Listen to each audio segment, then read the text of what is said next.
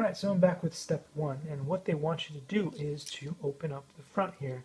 What you do is you use one of these Phillips screwdrivers and you unscrew it, and then you have to be very careful. You have to pull and use this to pry going down here gently until you get here, and then push a little bit, and then do the same process going with the screwdriver down here and push a little bit because it's hard to get this off. Once you do get it off, you have to open up these here, and unfortunately they sent me only enough batteries for one robot, although I purchased 2, so that's not something that I'm very happy about, but you can do whatever you can.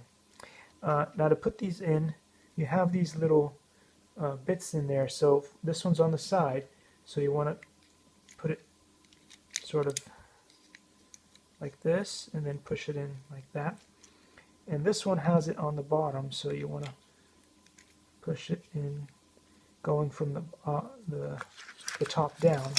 And there's one last one which is the same, so just keep that in mind that the top 2 of those are the same, but the one on the bottom here is more to the side.